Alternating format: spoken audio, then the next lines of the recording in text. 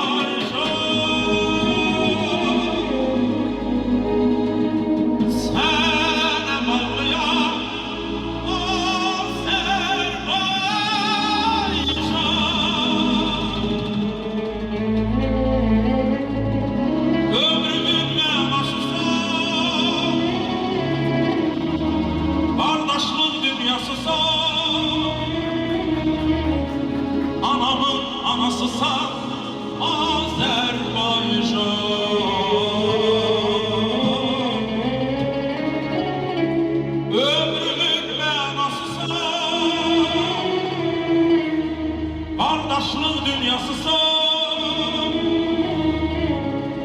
anamın anasısan, Azerbaycan.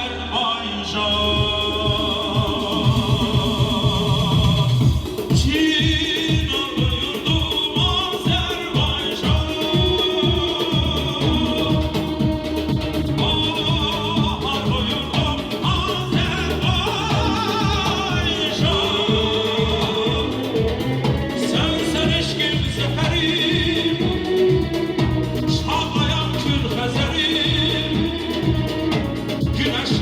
Seherim Azerbaycan. Sen eşkin zeherim, şağlayan körfezerim, güneşli al seherim Azerbaycan.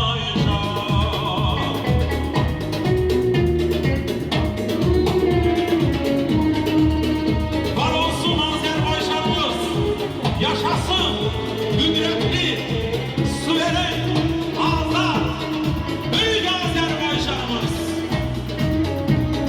Bil bilir ki sen benimsen, yurdum, yuvam, meskenimsen, anam doğma vətənimsən, ayrılarım könül senden.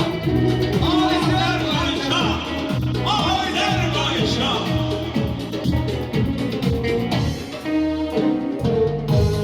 Sen eşkin zeherim, şağlayan körfezerim, güneşli al seherim Azerbaycan.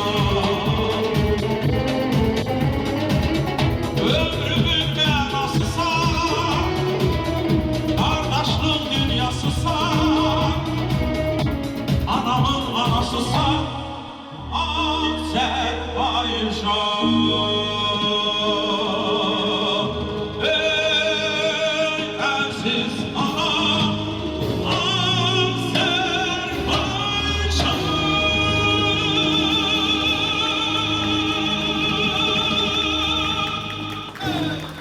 Yaşa!